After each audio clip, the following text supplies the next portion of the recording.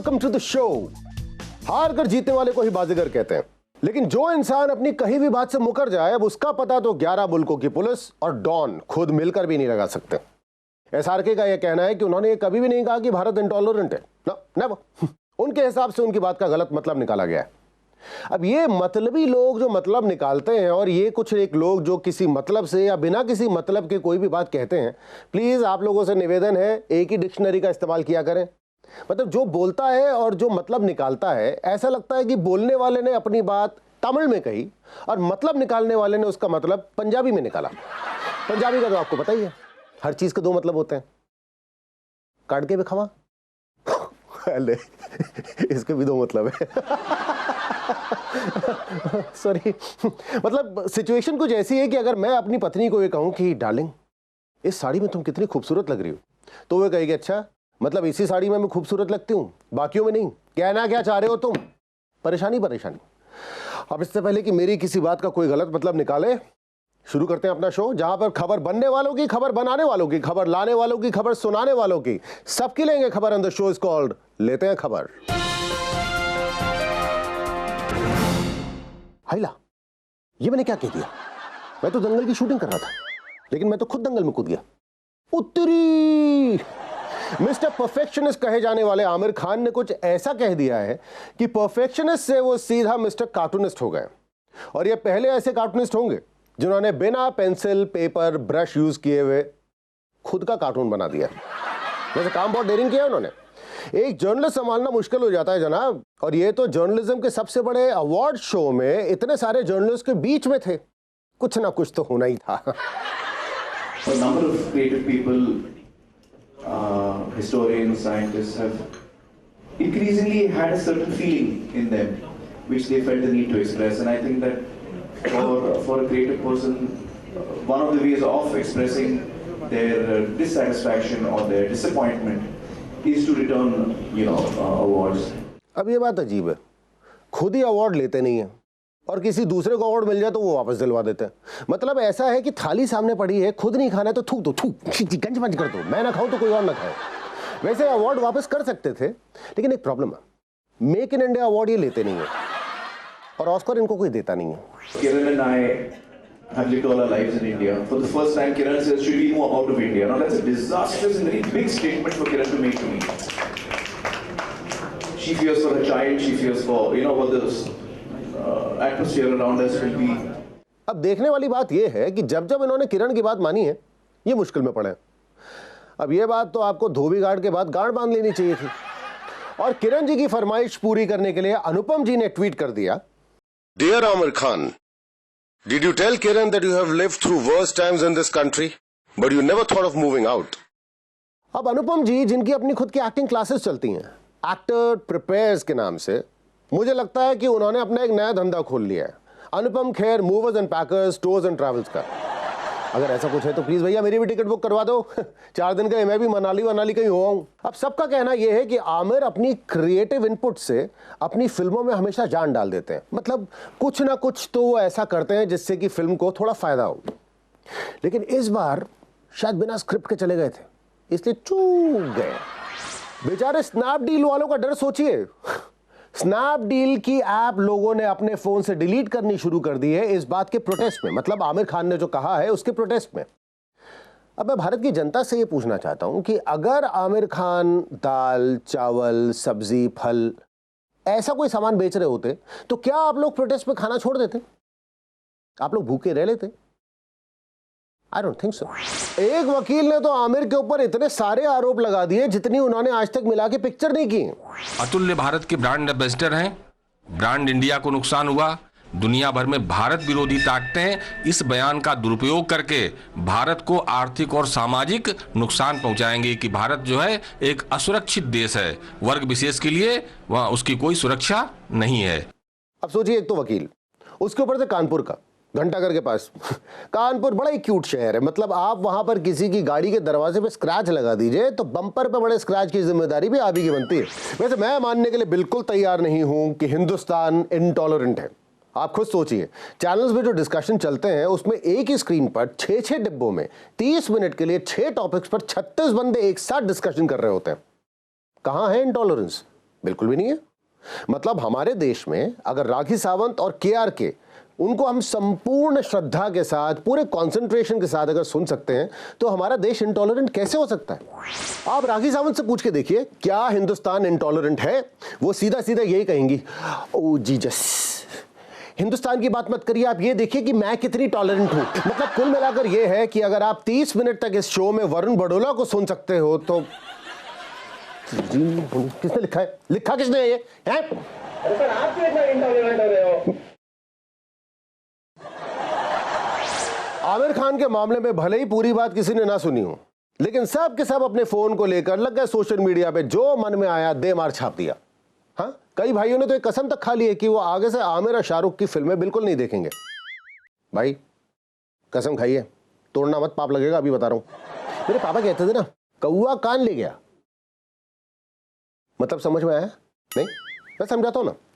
मिसाल के तौर पर यह व्यक्ति जिन्होंने की सोशल नेटवर्किंग साइट पर यह डाल दिया कि उनका नाम, क्या हुआ? नाम वायरल हो गया, बनने लगी खबरें। हमने भी पिछले हफ्ते दिखाई ये खबर, लेकिन फिर इस इंसान ने खुलासा किया कि ये सब कुछ फर्जी था। तो पापा जी क्या कहते थे कि कौआ कान ले गया, और सारे के सारे लोग बेमार कौए के पीछे भाग रहे हैं, कान की तरफ किसी ने नहीं देखा। अब इस बात पर चंद राय लेने के लिए हम अपने एक्सपर्ट को बुलाते हैं, रायचंद साहब।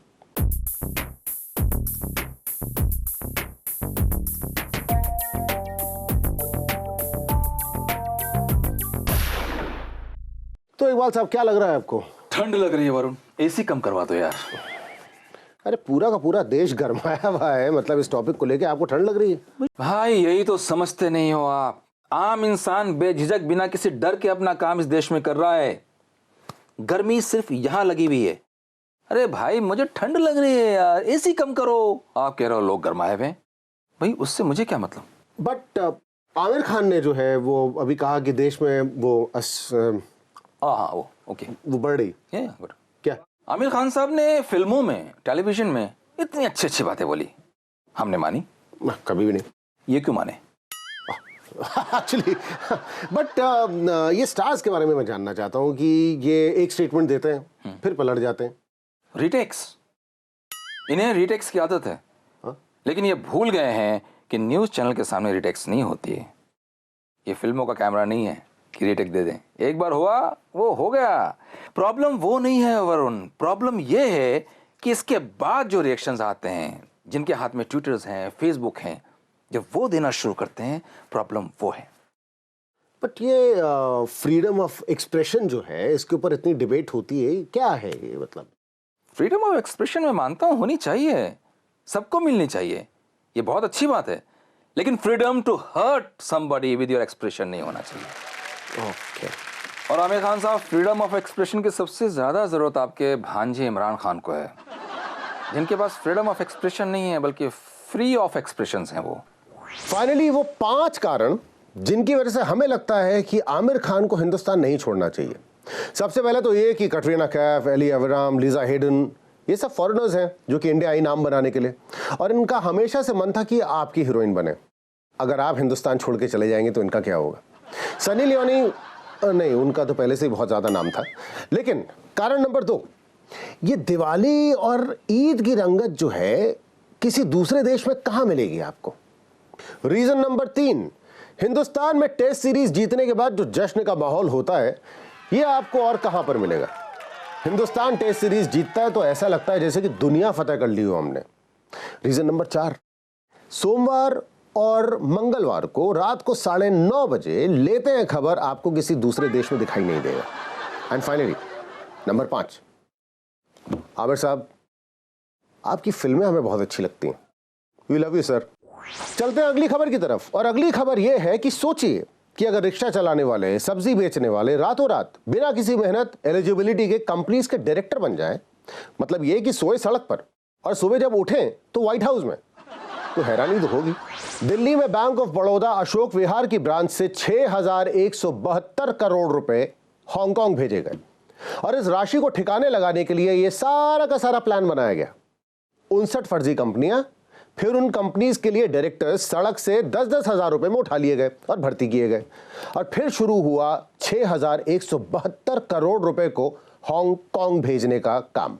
The Central Bureau of Investigation and the Enforcement Directorate on Saturday conducted a joint raid of a North Delhi branch of the Bank of Baroda in connection with an alleged Foreign Exchange Act violation worth over rupees 6,000 crores. अब कहाँ ये बेचारे सब्जी वाले, ये auto वाले जो passengers को इधर उधर पहुंचाते थे, ब्लैक मनी इधर उधर पहुंचाने में लगे हुए हैं। इस काम का खुलासा किया सीबीआई और इन्फोर्समेंट डायरेक्टरेट ने।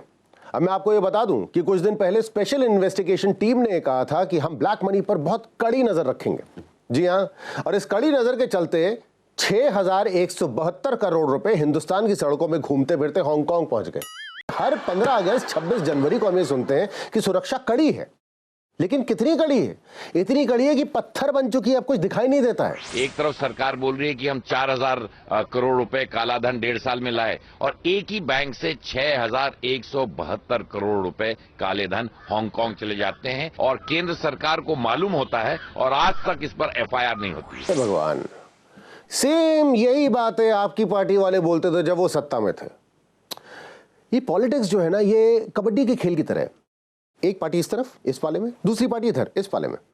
हाफ टाइम के बाद ये वाली पार्टी इधर, ये वाली पार्टी इधर। कुल मिलाकर ये कि वही खेल है और खेलने वाले भी वही हैं, सिर्फ पोजीशन चेंज होती हैं। आइए बात करते हैं अपने रायचंद साहब से। इकबाल साहब, क्या माजरा है? पता नहीं चलता है कब किसका पैसा कहाँ जा रहा है। लेकिन आपको लगता है कि ये बैंक ऑफ बड़ौदा जो है, इसकी वाकई इन्वॉल्वमेंट है इसमें? मतलब क्या रोल होगा इस बैंक का इसमें? जिस ढंग से बैंक ऑफ बड़ौदा ने हांगकांग में पैसे ट्रांसफर किए ना वरुण, मुझे लगता है उसका नाम बदल के bank of Hong Baroda Kong रखना चाहिए। अरे उसमें से थोड़ा सा भी पैसा बड़ौदा में लगा देते ना ये लोग, बड़ौदा कहाँ का कहाँ पहुंच गया होता। बट सरकार का ये कहना है, बाबा रामदेव का भी ये कहना है कि कालाधन जो है वापस आ जाएगा। लाएगा कौन? सरकार अपने मामले में उलझी पड़ी है, बाबा रामदेव नूडल्स में उलझे पड़े हैं, बचे कौन?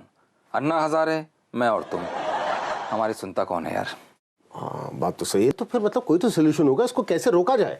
अपने अंदर की कालक को निकालो तब ये रुकेगा। मेरा कौन सा स्विस बैंक में अकाउंट है? यू यू यू यू करके बात कर रहे हो। मेरा तो जनधन योजना में अकाउंट नहीं खुल रहा। तुम्हें नहीं कह रहा हूं मैं, हाँ, जिन्हें कह रहा हूं वो समझ गए। किन्हें कह रहे हो? उन्हें। नेताओं को? आप कह रहे हो, मैंने नहीं कहा। और खोल के कह रहा हूं, हमारे देश को उस पैसे की स्विट्जरलैंड से ज्यादा जरूरत है। मतलब मैं सही मायने में बताऊं तो इतना बड़ा अनुदान तो आज तक अमेरिका ने पाकिस्तान को नहीं दिया होगा जितना कि हमारे देश के कुछ चंद लोगों ने स्विट्जरलैंड को दिया हुआ है। Time for a short break. Break से वापस आने के बाद आपको हम बताएंगे कि राखी सावंत किससे सुझवाना चाहती हैं अपने होठ।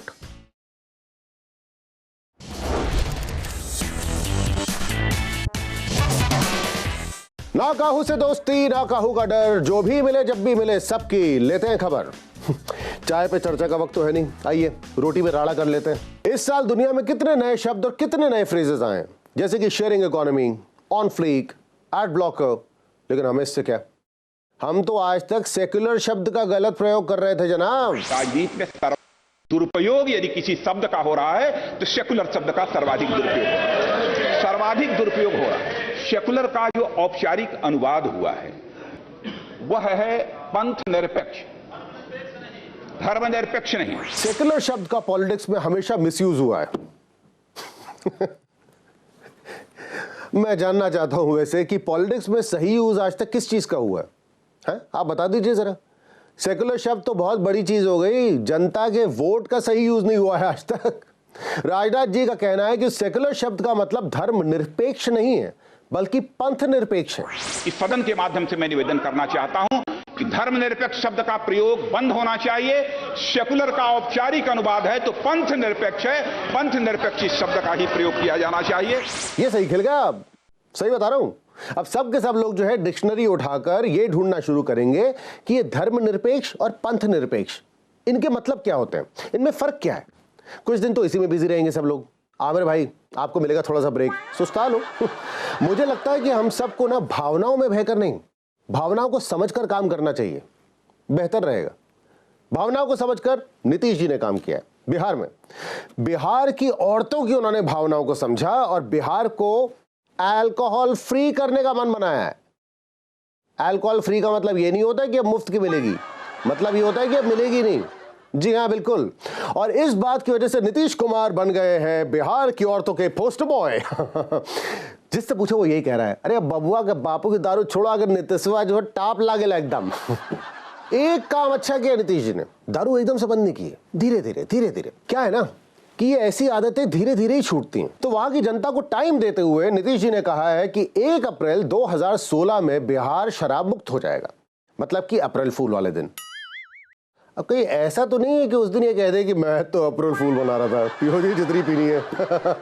वैसे बिहार को गुजरात बनाने की कसम उन्होंने खा ही ली है और उनके इस स्टेप का ऑपोजिशन ने भी स्वागत किया है। देखते हैं एक्टर बनते बनते पॉलिटिशियन बन जाने वाले चिराग पासवान का क्या कहना है। नीतीश जी के शासनकाल में ही ये परंपरा शुरू हुई थी। हर नुक्कड़ हर चौराहे पर हम लोगों ने देखा था शराब की दुकानें खुलती आ रही हैं, जो हम लोगों ने पूरी उम्र में नहीं देखा। पिछले 1 दशक में, उनके शासनकाल में 10 सालों में हम लोगों ने हर बीते दिन के साथ शराब की दुकानों में हम लोगों ने वृद्धि देखी।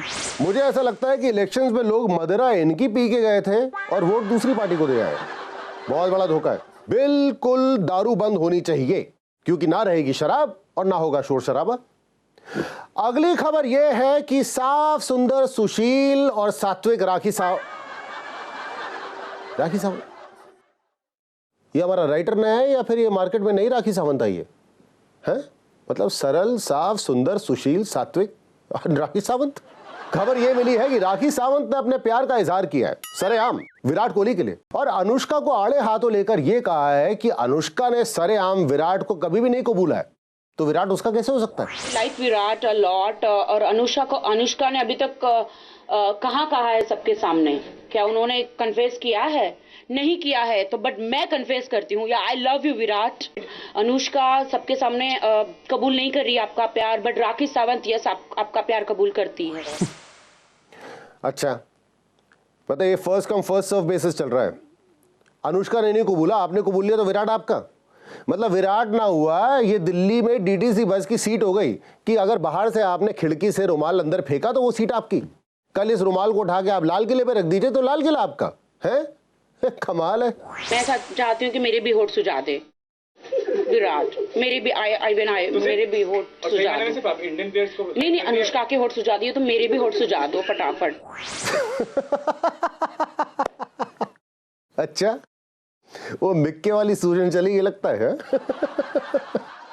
सीरियसली, साउथ अफ्रीका से टेस्ट मैच जीतने से ज्यादा बड़ा चैलेंज हो सकता है विराट के लिए। मतलब ऐसे एक बात बताऊं, 2 टेस्ट मैच में बंदे ने रन नहीं किए तो देखो कैसे दिन देखने पड़ रहे हैं उसको। एक जगह प्यार करने वालों को मीडिया कवरेज और दूसरी तरफ प्यार करने पर उठक बैठक की सजा। 2 प्यार करने वालों को पकड़ लिया गया और फिर इनकी ह्यूमिलिएशन सेरेमनी ऑर्गेनाइज की गई पूरे गांव के सामने। और तो और इनके पेरेंट्स को भी दंडित किया गया। वाह, अतुल्य भारत, क्या बात है। हिंदुस्तान में प्यार करने का मजा ही अलग है बिल्कुल। मतलब अमीर करे तो फैशन, गरीब करे तो सजा। अमीर करे तो लीला और गरीब करे तो कैरेक्टर ढीला।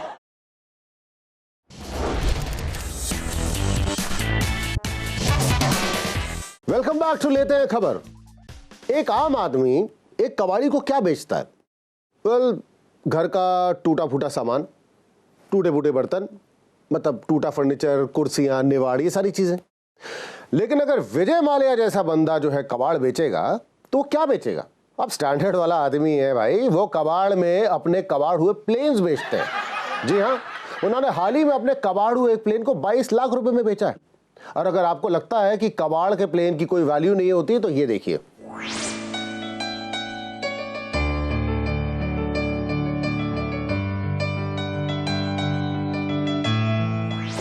इस पिक्चर में काजोल री इंट्रोड्यूस हो रही हैं। जी हाँ, काजोल के नाम के आगे पहली बार देवगन लिखा आएगा। Kajol Devgan for the first time. Coming back to Vijay Mallya, मैं ये सोच रहा हूं कि इनके पास अब बचा क्या होगा? कैलेंडर गर्ल्स, वो भी कहां यार, उन्हें भी तो मधुर भंडारकर लेके निकल लिए। इन बड़े बड़े लोगों के साथ ऐसा ही होता है। ये जब भी कुछ करते हैं ना तो पूरी दुनिया पर असर पड़ता है उसका। जैसे कि जब ये किंगफिशर एयरलाइंस बंद हुई थी तो सारी की सारी एयर होस्टेसेस खतरे में आ गई। अब ऐसे ही जब चार्ली शीन ने यह सरेआम खुलासा किया कि वो HIV पॉजिटिव हैं, तो उस बात से लगभग 700 लवर्स को टेंशन हुआ।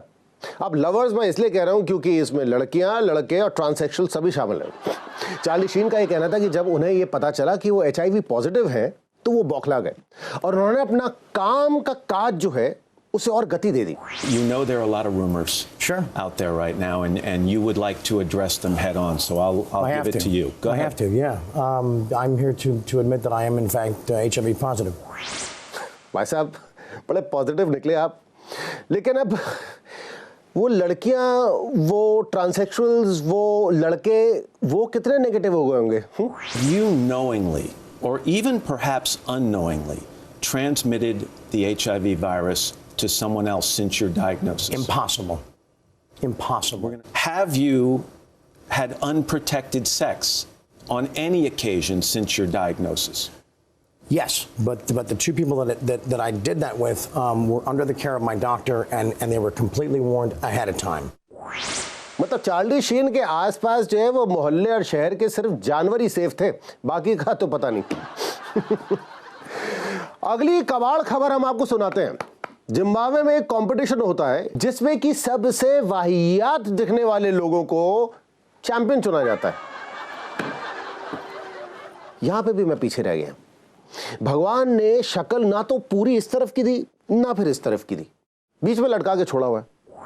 जिम्बाब्वे में एक ऐसा कंपटीशन होता है जहां पर देश भर के भद्दे से भद्दे, गंदे से गंदे, जो कभी ना नहाए हो ऐसे बंदे आकर कंपीट करते हैं। तो आपकी पेश नजर है ये ऐसे लोग जो कि इतने गंदे हैं, इनको देखकर आपकी भूख बढ़ जाएगी। अगर आपके बच्चे टीवी देख रहे हैं तो प्लीज उनकी आंखों के आगे हाथ रख लीजिए, और कमजोर दिल वाले तो उनको बिल्कुल ना देखें। पेश है, खिदमत है, प्रस्तुत है मिस्टर अगली। थू थू थू थू थू थू, नजर ना लगे किसी की। अबे नजर में आए तो नजर लगे ना। मुझे लगता है ये नजर से बचने के लिए काला टीका नहीं लगाते होंगे, सफेदा लगाना पड़ता होगा इन लोगों को। और ये कंपटीशन भी विवादों से घिरा रहा, क्योंकि कंपटीशन के फर्स्ट रनर्स अप का कहना यह है कि उनके साथ बेईमानी हुई है, और जो विनर है वो तो एक्चुअली बहुत हैंडसम है। मैं नेचुरली अगली हूं, उनका यह कहना है। मेहनत का काम है बॉस। ना ये तो बहुत सही है। बहुत मेहनत का काम है। अब ये कंपटीशन सिर्फ लड़कों के लिए है, लड़कियों के लिए ऐसा कोई कंपटीशन नहीं बना है। उनके बस की बात भी नहीं है ऐसे कंपटीशन में हिस्सा लेना।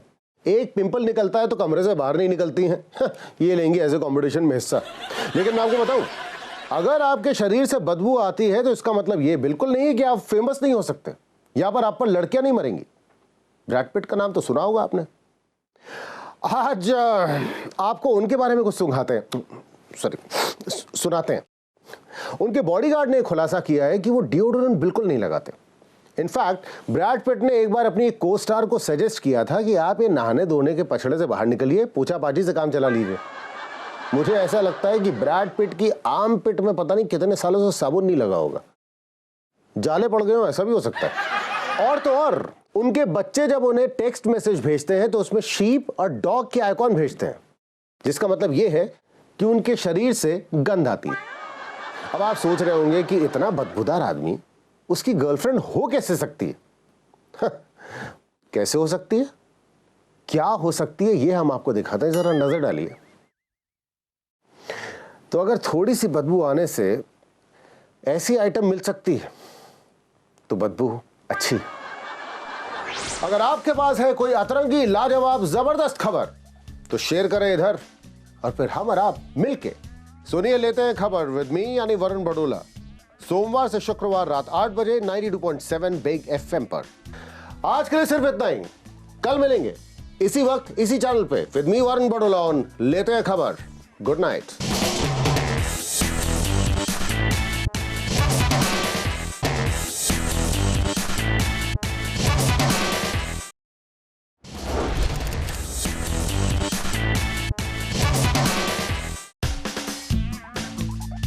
ओए होए होए होए होए होए, क्या चाय है, क्या चाय है भाई। कौन से गाय का दूध है? अरे बकरे का। किसका? बकरे का। शुरुआत करते हैं अतरंगी खबर से। ऐसे हैरान मत होइए, बिल्कुल हैरान मत होइए, क्योंकि ये बात सच है। एमपी के बुंदेलखंड में खजुराहो से भी ज्यादा फेमस एक बकरा हो गया है, क्योंकि वो बकरा दूध देता है। अब बकरे की मां कब तक खैर मनाएगी, लेकिन इस बकरे की मां तो शायद शर्म से डूब के मर जाएगी, क्योंकि मां का लाडला लगता है वाकई बिगड़ गया है।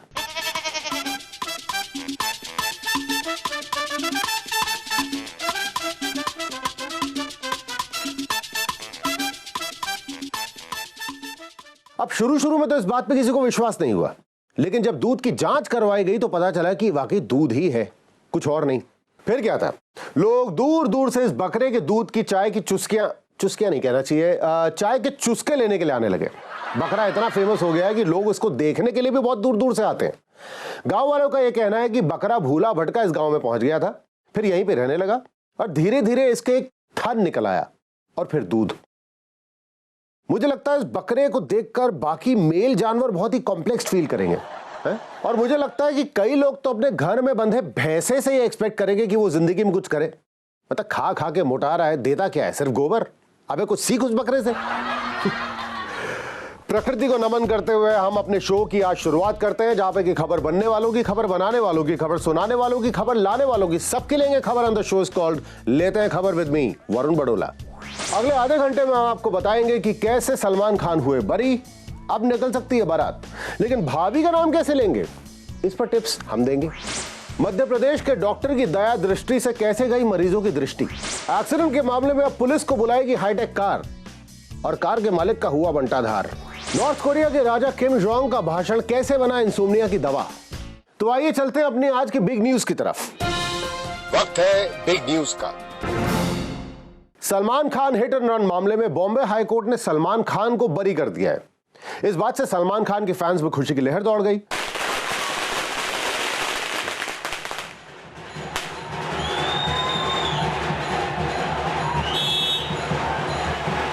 मैं तो सुपरमैन सलमान का फैन। अब देखिए, अदालती फैसले का हम सब लोगों को सम्मान करना चाहिए, लेकिन 13 साल के बाद अभी तक यह पता नहीं चल पाया कि उस दिन गाड़ी चला कौन रहा था। कई लोगों का तो यह भी कहना है कि शायद सलमान खान की गाड़ी ने शराब पी हुई थी। जोक सपाट, किस किस ने क्या क्या कहा ये देखिए। After 13 years of journey that he has gone through, the court has held in his favor on all the issues that have been raised. So we are very glad with the outcome at the end of the day.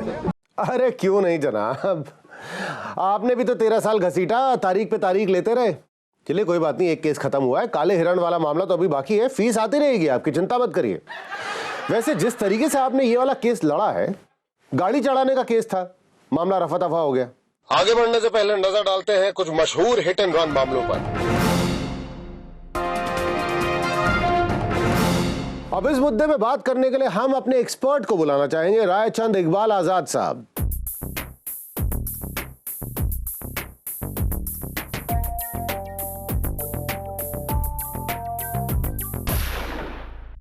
Iqbal आजाद साहब, सलमान खान जो है वो बाइज्जत बरी हो गए, तो क्या कहना चाहेंगे आप? बाइज्जत? हमारे देश में बड़े और फेमस लोगों पे अगर कोई दाग लगाया जाता है तो उससे वो सिर्फ बरी होते हैं। बाइज्जत मतलब कहना क्या चाहते हैं आप? मैं कहना सिर्फ ये चाहता हूँ कि भाई कोर्ट का सम्मान किया जाए, कोर्ट ने जो वर्डिक्ट दिया है उसका सम्मान किया जाए, सिर्फ मैं ये कहना चाहता हूँ, दैट्स ऑल। नहीं मतलब आपको अभी भी ऐसा लगता है, कोई शंका, कोई संशय मन में, कोई सवाल कि भाई कोर्ट ने सलमान खान को क्यों छोड़ दिया? भाई सलमान को अक्सर लोग छोड़ जाते हैं। सलमान खान को संगीता बिजलानी ने छोड़ा, सौम्या अली ने छोड़ा, ऐश्वर्या राय, कतरीना कैफ ने छोड़ा, कोर्ट ने भी छोड़ दिया। पर ये जो आप गणित देखें, मतलब इस पूरे केस के पीछे जो है 13 साल केस को घसीटा गया, वो 13 साल के बाद जो है अब उनको बरी किया गया, वो जो परेशानी उन्होंने 13 साल में झेली होगी उसकी कोई अकाउंटेबिलिटी नहीं है। बिल्कुल बिल्कुल भाई, इतने सालों में उन्होंने शादी कर ली होती, उनका बच्चा हो गया होता, दूसरों के बच्चे की जगह अपने बच्चे को लॉन्च कर रहे होते। और हाँ, ये मकर संक्रांति आने वाली है 14 जनवरी को। हाँ, गुजरात जरूर जाना, पतंग जरूर उड़ाना। पतंग भले ही ना कटे तुमसे, लेकिन संकट तुम्हारे कट जाएंगे। ये पतंग और संकट, इन दोनों के बीच का क्या रिलेशन में समझ नहीं आया कुछ। समझ तो सब रहे हो वरुण, मेरे मुंह से उगलवाना चाह रहे हो यार बस। अरे नहीं, कसम खा के कह रहा हूँ, समझ में नहीं आया। आप एक्सपर्ट है, मतलब कम से कम इसको एक्सप्लेन करना तो आपका फर्ज बनता है। क्या क्या कहना क्या चाह रहे हैं आप? हैं? क्या?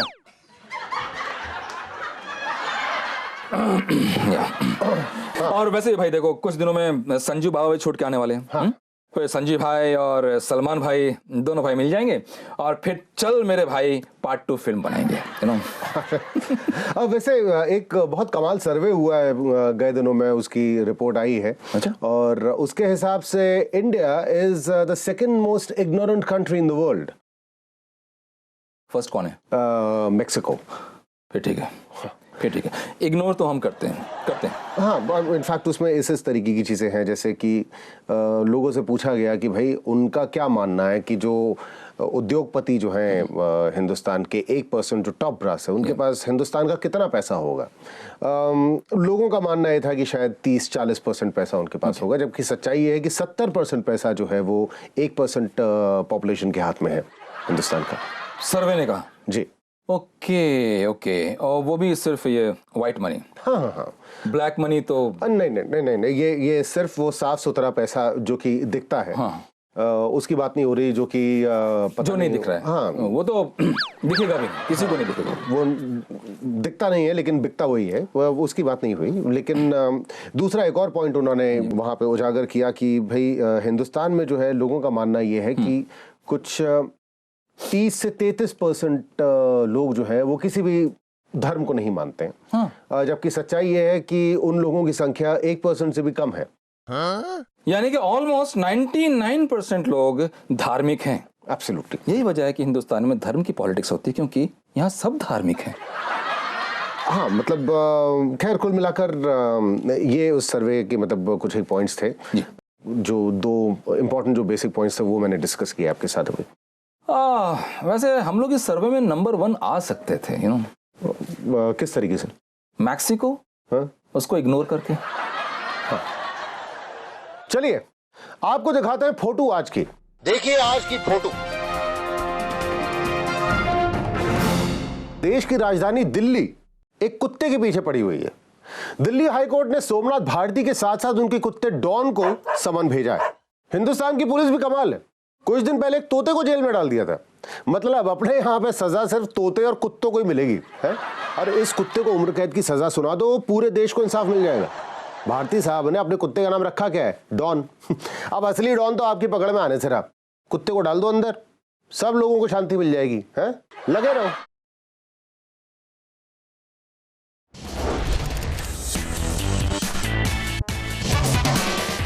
ना कहो से दोस्ती, ना कहो का डर, जो भी मिले जब भी मिले, मिलके लेते हैं खबर। लोकल लो बात, हमारी आपकी। मध्य प्रदेश के बरवानी डिस्ट्रिक्ट हॉस्पिटल में कैटरैक्ट सर्जरी के बाद 28 लोगों की आंख की रोशनी चली गई। आंखों में मोतियाबिंद था, उसका ऑपरेशन होना था। एक आंख का ऑपरेशन किया गया था। मंत्री जी, आपकी बात सुनकर समझ में नहीं आ रहा है कि आपको इस बात का दुख है या खुशी। मतलब ये तो भगवान की कृपा थी उन लोगों के ऊपर कि एक आंख का ही ऑपरेशन था। अगर दोनों आंख का ऑपरेशन हो गया होता तो पता नहीं क्या होता इनके साथ। लेकिन संक्रमण के कारण वो ऑपरेशन सफल नहीं हुआ और कई तरह की दिक्कतें सामने आई, जिसमें ये आशंका भी है कि शायद रोशनी लौट नहीं पाएगी। शायद क्यों? मतलब आपको अभी भी अपने काम पे शक है? मतलब आपने अपना काम कर दिया, ऊपर वाला जाने। अगर आंखों की रोशनी लौटी तो लौटी, नहीं तो फिर है कि नहीं? घटना को हमने बहुत गंभीरता से लिया, जांच जारी है। घटना को गंभीरता से लिया गया है, ये मजाक नहीं तो और क्या है। पहले अगर आप इस कैंप को, मेडिकल फैसिलिटीज को गंभीरता से लेते तो आज कितने लोगों की आंखों की रोशनी बच जाती। पीड़ितों के साथ हमारी पूरी सहानुभूति है, लेकिन किसी की जिंदगी से खिलवाड़ करने से पहले एक बार कम से कम सोचिए तो। सुनो मंत्री जी का कहन। Union communication and IT minister Ravishankar Prasad ji का कहना है कि बीएसएनएल को प्रॉफिटेबल बनाने की हर संभव कोशिश की जाएगी। प्रॉफिटेबल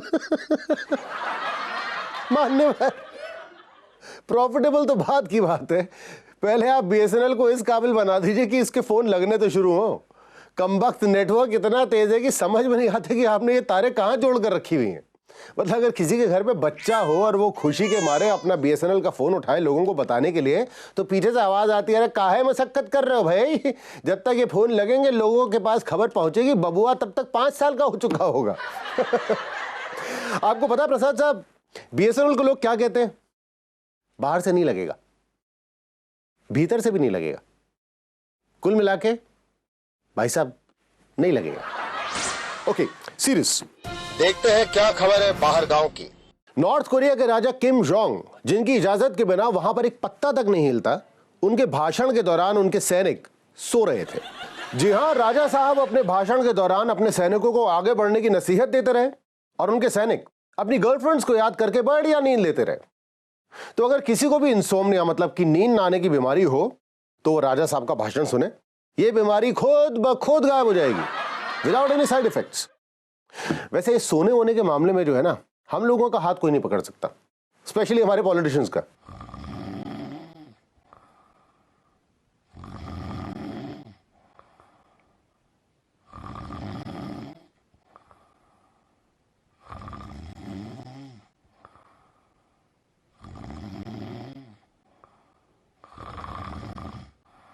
ओए होए, देखो तो सर, कैसे सुबह से ऐसा लग रहा है जैसे मजदूरी की हो और अभी तनिक जो है कमर सीधी कर रहे हो।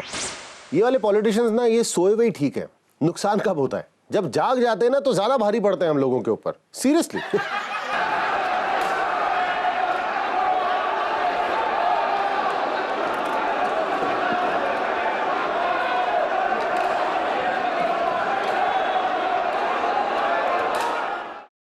और मैं आपको बता दूं कि ये बाहुबली पार्ट 2 की शूटिंग का सेट नहीं है। अब भले ही ये पॉलिटिशियन सोते हो, लेकिन एक ऐसा भी योद्धा है जो ना सोता है और ना सोने देता है, सिर्फ खांसता है। जी हां, खांसी के युग पुरुष, खांसी धीराज, मफलराधीश अरविंद केजरीवाल जी दिल्ली के पुलिस कमिश्नर BS बस्सी के खिलाफ कोर्ट में मुकदमा दायर किए बैठे और बस्सी ने कहा है कि उनके खिलाफ ये साजिश हो रही है। अच्छा जी, अभी जिस तरीके से दिल्ली सरकार और दिल्ली पुलिस के बीच में खींचातानी चल रही है ना, मुझे लगता है एक दिन केजरीवाल और बस्सी जी के बीच में कुश्ती ना हो जाए। हाँ, लोगों को ये लोग नसीहत देते हैं कि सबको मिलजुल के काम करना चाहिए, लेकिन जब आपस में मिलते हैं तो कुश्ती लीग शुरू हो जाती है। खैर, करप्शन का मामला थोड़ा सीरियस भी है, लेकिन मुझे लगता है कि इतनी मुसीबत नहीं है यहां पर जितनी कि ये खुद दावत देकर बुला लेते हैं, जैसे कि फ्लोरिडा की रहने वाली इन मैडम के साथ हुआ। जी हाँ, फ्लोरिडा की रहने वाली इन मैडम की कार इतनी हाईटेक है कि एक्सीडेंट जैसे मामलों में खुद ही पुलिस को बुला लेती है। कार पुलिस बुला लेगी, कार पुलिस बुला लेगी, वेरी गुड। लेकिन एक गड़बड़ यहां पर यह हो गई है कि इस कार को यह नहीं पता है कि कब पुलिस को फोन करना है और कब अपना मुंह बंद रखना है। अभी जैसे मैडम ने अपनी हाईटेक कार से एक एक्सीडेंट किया और फुर्र से घर पहुंच गए, लेकिन तब तक इनकी कार इंटेलिजेंट पुलिस को फोन कर चुकी थी। अब मैडम जो है वो बार बार कहनी कि नहीं नहीं नहीं नहीं, मैंने एक्सीडेंट नहीं किया, लेकिन मैडम को पुलिस उठाकर ले गई अपने साथ। सही बताऊं, इससे तो हमारे यहाँ की खटारे ही ठीक है, एक बार निकल गई तो निकल गई। मतलब ऐसी गाड़ियां घर की भेदी लंका ढाए और अपने मालिक को फालतू में फंसाए। वैसे अगर इंडिया में हाईटेक कार लॉन्च हुई तो उसके फीचर्स थोड़े बदलने पड़ेंगे हिंदुस्तान के हिसाब से। मतलब कार आपको यह बता पाए कि कितने सिग्नल के बाद हवलदार खड़ा है, किस गली से कट मार के निकला जा सकता है। अगर कार को किसी ने हाथ लगा दिया तो वो बचाओ बचाओ करके चिल्ला दे। अगर उसको टो किया जा रहा हो तो खुद ही बहाना मारा दे, पेट में दर्द है, आप प्लीज यहीं पे रहने दीजिए मुझे, वगैरह वगैरह इस तरीके के। आइए थोड़ी ताक झांक करें। हमारे देश की विदेश मंत्री सुषमा स्वराज पाकिस्तान के लिए चल निकली। Foreign Minister Sushma Swaraj, upon her visit to Pakistan on Tuesday, said she had come with a message to improve ties between the nuclear-powered rivals. Swaraj's visit is the first ministerial-level visit to Pakistan by a top Indian diplomat in 3 years. और पाकिस्तान जाकर वहां पे उन्होंने लोगों को कहा है कि वो शांति का संदेश लेकर आई हैं और अब वक्त आ गया है कि हिंदुस्तान और पाकिस्तान मैच्योरिटी दिखाए। हम तो दिखा दें, लेकिन वो कैसे दिखाएंगे? क्योंकि मैच्योरिटी दिखाने के लिए मैच्योरिटी होनी बहुत जरूरी है ना। है? मतलब हमारे सुनने में तो ये आया कि नवाज साहब उतना ही करते हैं जितना पाकिस्तान की आर्मी उन्हें कहती है, और वहां की आर्मी कितना कहती है उसका सबूत तो हर 2-4 दिन में आपको सीमा पे सुनाई दे ही जाता है। वैसे पाकिस्तान से याद आया, ये देखिए, जो लोग नरेंद्र मोदी को रोकने की कोशिश कर रहे हैं वे वही लोग हैं जो पाकिस्तान परस्त हैं। वैसे लोगों के लिए भारत में लगता है अब कोई जगह नहीं है। अच्छा जी, हाँ, मतलब फॉरेन ट्रिप की बारी आई तो पैसेंजर बदल दिया आपने, वेरी गुड। शाहरुख खान ने कहा है कि वो अब किसी भी मुद्दे पे कुछ नहीं बोलेंगे। उन्होंने कहा है कि एक्टर भांड होते हैं और उन्हें सिर्फ अपने गाने बजाने पे ध्यान देना चाहिए। अब हमें क्या पता कि पॉलिटिक्स और इकोनॉमिक्स क्या होती है। हाँ भाई, ऐसी बातों को लेकर हम बहुत टॉलरेंट हैं। अब कोई ये क्यों नहीं सोच रहा है कि हमारे देश के इतने एस्टैब्लिश्ड और नामी एक्टर ने ऐसी बात क्यों कही, क्या वजह है उसकी, वो क्यों चिढ़ा हुआ है? क्या हम सिर्फ अपनी आवाज तभी उठाएंगे जब कोई देश छोड़कर जाने की बात करेगा? लेकिन एसआर के सर, आप इमोशनल मत होइए। मतलब अगर आपको इकोनॉमिक्स समझ में नहीं आती तो फिर किसे आती है, हैं? इकोनॉमिक्स का अगर आपको पता नहीं होता तो 500 करोड़ की पिक्चर चंकी पांडे, डीनो मोरिया ना बना रहे होते। हम बात कर रहे हैं इकोनॉमिक्स समझ में नहीं आती। ना ना, नेवर से दैट। अब यही बाकी है, ये भी सुन लो। Norwegian University of Science and Technology ने एक सर्वे किया है और उसके मुताबिक ये बात निकलकर सामने आई है कि मर्द औरतों के मुकाबले ज्यादा बेहतर नेविगेटर्स होते हैं, यानी कि मार्गदर्शक। मैं इस बात से पूरी तरह से सहमत हूं। हिंदुस्तान के सभी मर्द जब अपनी पत्नियों से रास्ता पूछते हैं तो फिर रास्ता ऐसे पता चलता है, जानू आप ना सीधा आना, वो पतली सी सड़क है, थोड़ा लेफ्ट राइट होगी, फिर आपको लेफ्ट हैंड साइड पे एक मजेंटा कलर का बोर्ड दिखाई देगा। मजेंटा, ये कौन सा कलर होता है? उसके बाद जानो वहां से सीधा आओगे ना तो राइट हैंड साइड पे देखना एक ना बर्गंडी कलर का ट्रक खड़ा होगा। है बर्गंडी? उसके बाद वहां से आप थोड़ा सा सीधा आएंगे ना तो राइट हैंड साइड पे, आपको याद है हमारी 2nd एनिवर्सरी पे जो आपने साड़ी गिफ्ट की थी, उस कलर की एक कार खड़ी होगी। शादी के 15 साल बाद किसी इंसान को यह याद रहता है कि उसने अपनी 2nd एनिवर्सरी पे बीवी को कौन सी साड़ी गिफ्ट की थी और उसका कलर क्या था? जानो उसके बाद आप सीधा आएंगे ना तो फिर अपने लेफ्ट हैंड साइड पे देखना, एकदम से जो है ना आपको एक मैनेक्विन जो है खड़ा हुआ मिलेगा। उसने कपड़े जो पहने हैं ना वो मेरे जो हेयर कलर है उससे 2 शेड नीचे वाला है। अब रास्ता बता रही है या शेड गार्ड पकड़ा रही है? भाई कैसे पहुंचेगा कोई भी इंसान? इतना नहीं है कि दुकान का नाम बता दो, ना ना ना ना, यहां से पिंक, उधर से बर्गंडी, इधर से लाइलाक, इधर से। इस खबर को सुनकर जितने मर्दों ने मजे लूटे हैं उनके लिए एक बुरी खबर भी है, और बुरी खबर यह है कि मर्दों का दिमाग औरतों से पहले खत्म हो जाता है। ले मतलब इसमें कौन सी बड़ी बात हो गई? जिसका दिमाग खाया जाएगा उसी का दिमाग तो खत्म होगा। औरत के जिंदगी में आने के बाद 2 चीजें बिल्कुल साफ हो जाती हैं, दिमाग और बैंक अकाउंट। इसमें किसी शोध की जरूरत ही नहीं है, ये तो सीधी सीधी प्रैक्टिकल प्रॉब्लम है।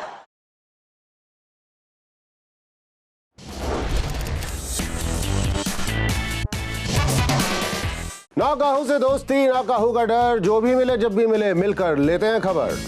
भगवान के घर में देर है, अंधेर नहीं है। इतने सालों के बाद फाइनली ऊपर वाले ने राखी जी की बात सुन ली। मेरे बेटे आएंगे, मेरे करण अर्जुन आएंगे। आ गए भाई, आ गए साथ में। करण और अर्जुन यानी कि सलमान खान और शाहरुख खान बिग बॉस में एक साथ दिखेंगे। अब भाई देखिए, दोस्ती में नहीं, बिजनेस में 19-20 तो होता रहता है। अब इस एपिसोड से इनकी फिल्म का जो बढ़िया प्रमोशन होगा वो तो अलग है। एपिसोड की टीआरपी कहां पहुंच जाएगी ये सोचिए। अगली खबर लेते हैं परिणीति चोपड़ा की। भाई सबसे पहले तो परिणीति चोपड़ा को बधाई, उन्होंने इंडस्ट्री में बिना किसी को हानि पहुंचाए 4 साल पूरे कर लिए, वेरी गुड। लेकिन उसमें से उन्होंने एक्टिंग सिर्फ 1 साल की है, 3 साल जो है वो अपना वेट कम करने में लगाए हैं। और साथ ही साथ उन्होंने ट्वीट कर दिया है कि वो सलमान खान की फिल्म सुल्तान में काम नहीं कर रही हैं।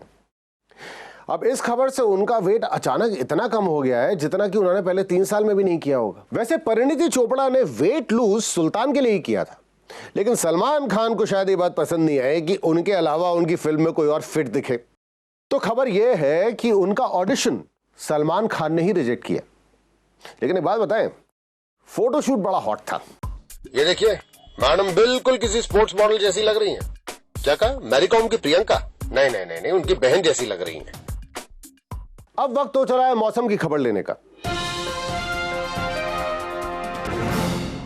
इतने भयंकर, इतने हॉट फोटोशूट के बाद परिणीति पे मौसम की दोहरी मार पड़ रही है, क्योंकि फोटो तो हॉट थे लेकिन उनका दिमाग ठंडा हो गया। अरे भगवान इस फूल सी बच्ची को सर्दी गर्मी होने से बचाए। अजिंक्य रहाणे ने फिरोजशाह कोटला में हुए साउथ अफ्रीका के खिलाफ टेस्ट मैच में 2 शतक जड़ दिए। 3-0 से सीरीज हारने के बाद साउथ अफ्रीका के ऊपर सूखे जैसे हालात। नेशनल हेराल्ड मामले को लेकर सोनिया गांधी काफी गर्म हो रखी, जबकि उनको क्या, सबको पता है होना कुछ नहीं है। रिलीज से पहले हुई बाजीराव मस्तानी के प्रोड्यूसर्स पर पैसों की बारिश नहीं, इसे कहना चाहिए बाढ़। सैटेलाइट राइट्स की कीमत 50 करोड़ रुपए मिली।